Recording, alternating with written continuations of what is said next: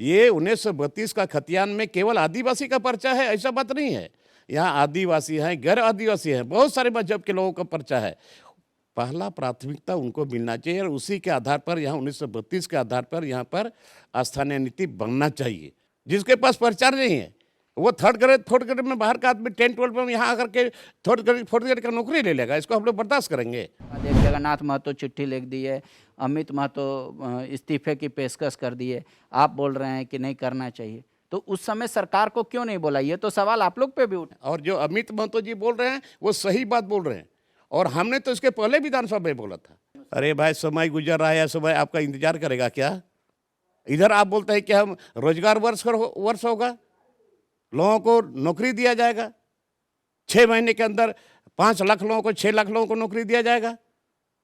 आज इसी के चलते नहीं बन पाया। शराब के बारे में जो मैंने विधानसभा में उठाया था और आज भी मैं उस बात पर कायम हूँ, सरकार शराब न बेचे। जो शिबू सोरेन यहाँ के केवल आदिवासियों के लिए नहीं, गैर आदिवासी सारे मजहब के लोगों के लिए उन्होंने कहा था कि यहाँ शराबबंदी होना चाहिए। राजस्व बढ़ाने का तो बहुत सारा तरीका है और लोगों को भी दिया जा सकता है, बट मेरा जोर था कि शराब सरकार न बेचे। जेएमएम के वरिष्ठ नेता और विधायक लोबिन हेम्ब्रम हमारे साथ इस वक्त मौजूद हैं। लोबिन दा, आप कई मुद्दों पर देखा गया है कि आप अपनी ही सरकार में आईना दिखाने की कोशिश करते हैं। आप बार बार सीएनटी, एसपीटी इन मुद्दों को उठाते हैं। पिछली विधानसभा में आपने एक शराब का भी मुद्दा उठाया था।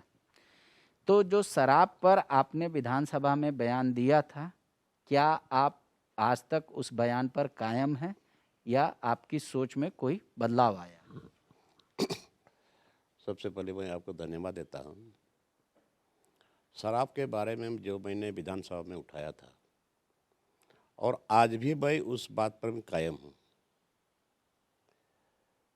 कम से कम सरकार शराब न बेचे। तो शराब तो अभी सरकार नहीं बेच रही है। नहीं बेच रही है, आप शराबबंदी चाहते हैं? बिल्कुल शराबबंदी चाहते हैं। और हमारे जो झारखंड के माननीय गुरुजी, जो झारखंड को राज्य को अलग किया, और आज से नहीं, ये शुरू से ही, जिस समय एमपी नहीं थे उसी समय से मैं उसके साथ रहा हूँ।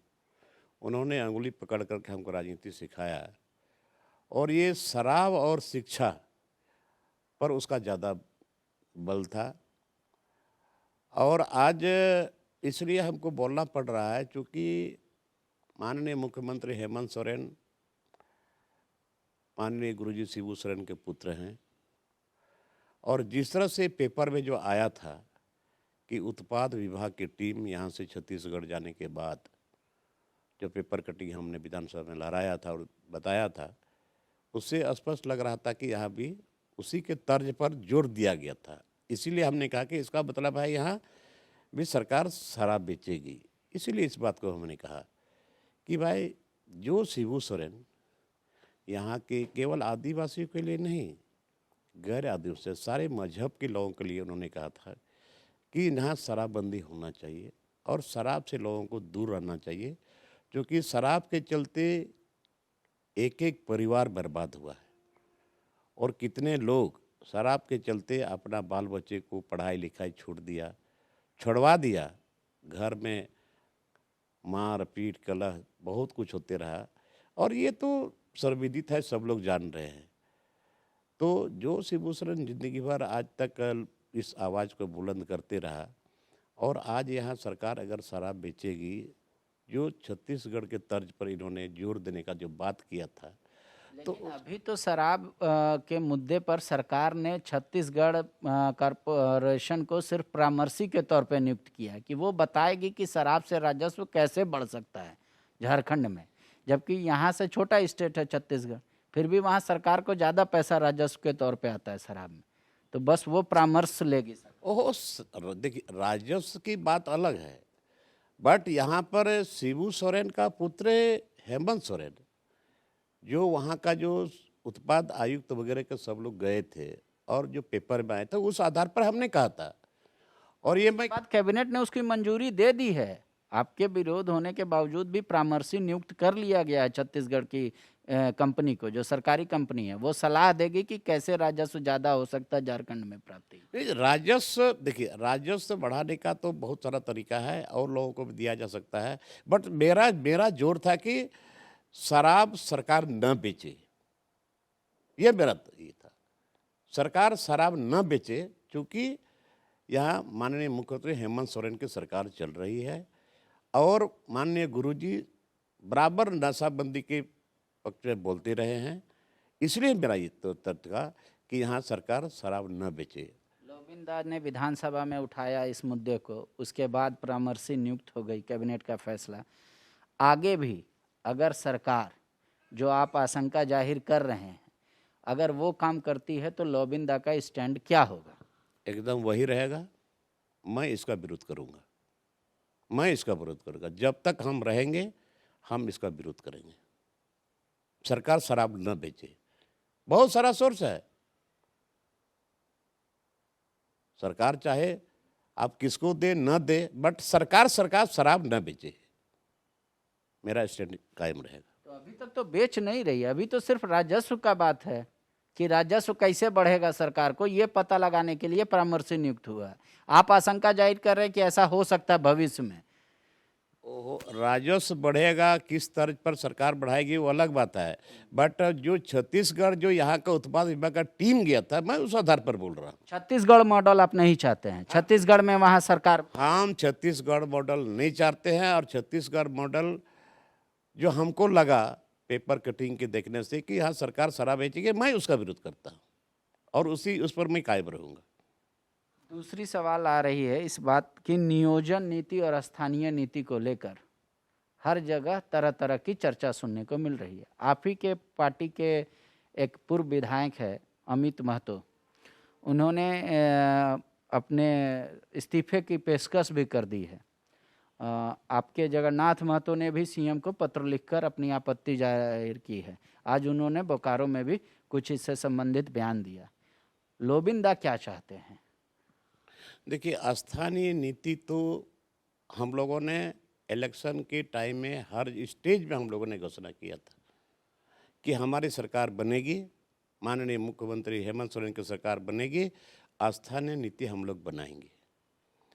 और अभी तक स्थानीय नीति नहीं बना, इसके चलते हमने विधानसभा में इस बात को रखा था। और अभी भी हम चाहते हैं कि स्थानीय नीति बने।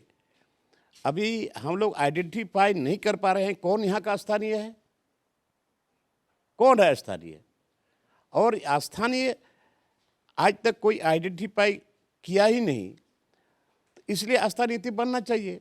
पिछली सरकार ने तो कर दिया था चिन्हित, आपने उसको खारिज ठीक किया। है, पिछली खारिज नहीं हुआ है। जब यहाँ आस्था नीति बना नहीं, माननीय मुख्यमंत्री रघुवर दास जी थे, उन्होंने जो आस्था नीति बनाया उस पर था कि जो बाहर के लोग हैं, झारखंड से बाहर के लोग हैं, वो अगर यहाँ आए हैं नौकरी करने के नाम पर, बिजनेस करने के नाम पर, और आज उसका बेटा बेटी यहाँ अगर मैट्रिक पास किया है तो वो भी यहाँ का स्थानीय हो गया, वो भी 3rd ग्रेड 4th ग्रेड में। हम लोग कोई IAS IPS doctor engineer BDO CO का बात नहीं करते हैं। जो 3rd ग्रेड है, 3rd ग्रेड 4th ग्रेड की यहाँ के भूमिपुत्र को लोगों को मिलना चाहिए। लेकिन और इसके बाद हम लोगों ने मुख्यमंत्री के यहाँ बैठक भी किया था,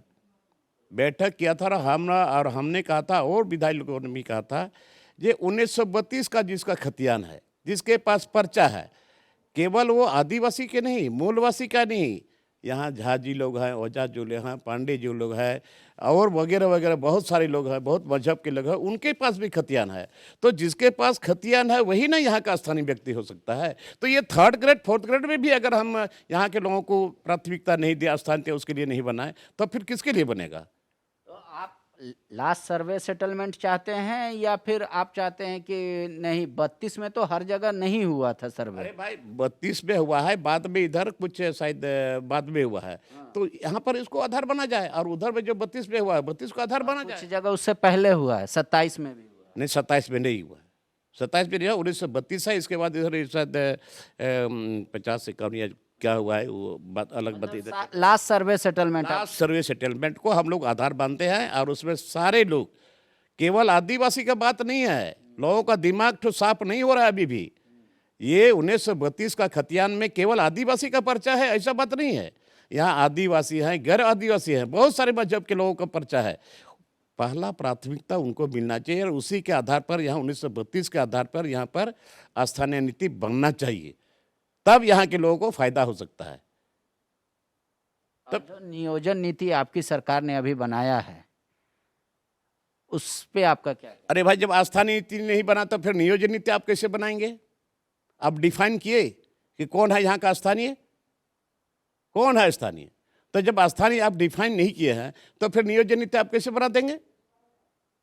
इधर आप बोलते हैं कि हम रोजगार वर्ष होगा, लोगों को नौकरी दिया जाएगा, 6 महीने के अंदर 5 लाख लोगों को, 6 लाख लोगों को नौकरी दिया जाएगा।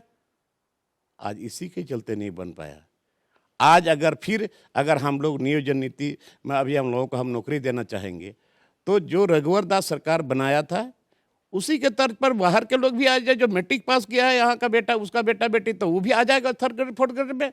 क्या हम लोग थर्ड ग्रेड फोर्थ ग्रेड के भी लायक नहीं है क्या? वो तो आपकी सरकार बनाई है दादा की 10th और 12th यहाँ पास होना होगा, और रिजर्व। मेरा सुन लीजिए ना, उसके बाद आप बताइएगा हम झूठ बोल रहे हैं या सच बोल। आपकी सरकार ने ऐसा नियोजन नीति बनाया है कि जो 10th और 12th झारखंड से किए हैं एक, उनको मैंडेटरी होगा, और जो यहाँ रिजर्व कैटेगरी में आते हैं, मतलब एसटी, एससी, ओबीसी और जनरल कैटेगरी के भी 10%, वो कहीं से भी कर सकते हैं, 10th 12th उनको माफ होगा। लेकिन बाकी लोगों के लिए या सभी के लिए कह 10th 12th झारखंड का है होना? नहीं, सभी के लिए। जिसके पास पर्चा है उसका बेटे बेटी का होना चाहिए। जिसके पास पर्चा नहीं है वो थर्ड ग्रेड फोर्थ ग्रेड में बाहर का आदमी 10th 12th में यहाँ आकर के थर्ड ग्रेड फोर्थ ग्रेड का नौकरी ले लेगा, इसको हम लोग बर्दाश्त करेंगे? ऐसा नहीं हो सकता। इसका हम लोग विरोध करते हैं, और इस बात को हमने सदन में भी रखा है और सड़क पर भी रखेंगे, और जहां बोला होगा हम यही बात बोलेंगे कि यहाँ के जो नवयुवक हैं, जो लड़के और लड़कियां हैं, थर्ड ग्रेड फोर्थ ग्रेड में यहाँ के लोगों को होना चाहिए, और स्थानीयता नीति इसका डिफाइन होना चाहिए कि कौन है स्थानीय। अभी तक स्थानीय नीति नहीं बना, क्यों नहीं बनेगा? ये बातें कई दिनों से या पहले अब कई सालों से आ रही थी मीडिया में। उस समय तो आप लोग कभी सरकार का बोले नहीं कि भाई ये अगर होगा तो गलत होगा। अब आप लोग कह रहे हैं कि एक के बाद एक, जगन्नाथ महतो चिट्ठी लिख दिए, अमित महतो इस्तीफे की पेशकश कर दिए, आप बोल रहे हैं कि नहीं करना चाहिए। तो उस समय सरकार को क्यों नहीं बोला? ये तो सवाल आप लोग पे भी उठेगा। किस समय की बात आप बोल रहे हैं? जब ये खबर अखबारों में छप रही थी 2020। नहीं, अखबार में नहीं, पहले दूसरी सरकार थी, बीजेपी की सरकार थी। नहीं दादा, 2020 का। 2020 में तो हम लोग सवाल उठाए ही हैं, 2020 से हम बोलते रहे हैं, और जो अमित महतो जी बोल रहे हैं वो सही बात बोल रहे हैं। और हमने तो इसके पहले विधानसभा में बोला था कि स्थानीय नीति क्यों नहीं बन रहा है यहाँ पर। स्थानीय नीति बनेगा तब ना यहाँ के स्थानीय लोगों को लाभ मिलेगा। स्थानीय नीति बना नहीं, इसलिए स्थानीय नीति बनना चाहिए, और स्थानीय नीति नहीं बनेगा, यहाँ के नौजवानों को, यहाँ के युवकों को, युवतियों को थर्ड ग्रेड फोर्थ ग्रेड में भी जगह नहीं मिलेगा। ठीक है, आप कह रहे हैं कि अमित महतो का स्टैंड सही है, आप उसका पक्ष लेते हैं, लेकिन आपके पार्टी में और भी तो विधायक हैं। आप लोग टोटल 30 की संख्या में हैं। 30 का जो एकमत होगा वही आखिरी फैसला होगा। ऐसा नहीं है। हम लोगों ने विधानसभा में बात किया, सारे विधायक लोग, जेएमएम का, और हम लोगों ने माननीय मुख्यमंत्री से समय मांगा था, और मुख्यमंत्री जी ने समय दिया अपने आवास में, और वहाँ पर हम लोगों ने बैठक किया, और बैठक करने के बाद सारे लोगों का, करीब सारे लोगों का कहना था कि यहाँ का जो 1932 का खतियान है, इसी को आधार मान करके स्थानीय नीति बनाया जाए, सारे लोगों का कहना। मैंने भी कहा था, स्टीफन मरांडी जी भी माननीय विधायक ने कहा था, हमारे माननीय मंत्री जगन्नाथ महतो जी भी कहा था, और सारे विधायक लोगों ने इसी बात को दोहराया था। उस पर मुख्यमंत्री जी ने कहा था ठीक है, आज बैठक किए हैं और करेंगे, 2 बार 3 बार 4 बार 10 बार करेंगे, लेकिन स्थानीयता हम लोग सोच समझ करके बनाएंगे, लेकिन अभी तक कुछ नहीं हुआ। तो अभी तो समय मांगा था, जितना सीएम उनके पास है समय ना, आपके अनुसार? अरे भाई, समय गुजर रहा है, समय आपका इंतजार करेगा क्या? फिर स्थानीय नेता, हम लोग चुनाव के टाइम पे हम लोगों ने कहा था, हर मंच में कहा था कि स्थानीय नेता नीति बनाएंगे हम लोग, तो फिर क्यों नहीं बन रहा है? क्या अड़चन हो रहा है इसमें? तो आप कभी उसके बाद हेमंत जी से मुलाकात किए, पूछे उनसे ये सवाल? क्या पूछेंगे, सारे विधायक लोगों के बीच में वो बोले थे, मैं झूठ नहीं बोल रहा हूँ, और विधायक लोगों से पता कर लो, मैं अकेले थोड़े बोल रहा हूँ, कोई बनावटी बात मैं थोड़े बोल रहा हूँ, और विधायक से पता करिए। मीटिंग हुई है, बात हुई है, इसके बाद न दोबारा मीटिंग हुई स्थानीयता नीति के बारे में, और न कोई खोज खबर हो रहा है। स्थानीय नीति यहाँ बनना चाहिए, यहाँ के लोगों के लिए, यहाँ के लोगों के लिए, और सिर्फ आदिवासी का बात नहीं है यार, आप लोग भी इस बात को समझिए। जो यहाँ का खतियानी रैयत है वही है यहाँ का स्थानीय, और यही मान्य होगा, और दूसरा हम लोग मानने के लिए तैयार नहीं। शुक्रिया। देखिए, लोबिंदा ये चाह रहे हैं कि मुख्यमंत्री ने जो विधायकों की बैठक में कहा था कि हम बार बार स्थानीय नीति और नियोजन नीति को लेकर बैठक करेंगे और किसी एक ठोस नतीजे पे पहुंचेंगे। लोबिंदा आप कह रहे हैं कि नहीं, अमित महतो ने ठीक बात कहा है, अब समय नहीं है, जल्दी से डिफाइंड हो जाना चाहिए। और इन्होंने स्पष्ट कह दिया कि जो लास्ट सर्वे सेटलमेंट है उसी को माना जाए स्थानीय, और इसमें सिर्फ आदिवासी का लेना देना नहीं है। यहाँ के कई ऐसे लोग हैं जो यहाँ के मूलवासी हैं, मतलब लास्ट सेटलमेंट जो सर्वे हुआ है उसमें उनका नाम है, उन सभी के लिए ये फ़ायदेमंद है। और उसी के बाद नियोजन किया जाए, मतलब नियोजन को स्थानीय से जोड़ा जाए। आप देख रहे थे लोबिंदा कह रहे कई मुद्दे पर वो अपनी बात रखते रहे हैं और आगे भी रखते रहेंगे। शुक्रिया। TheFollowUp.in. Like, share and subscribe. www.thefollowup.in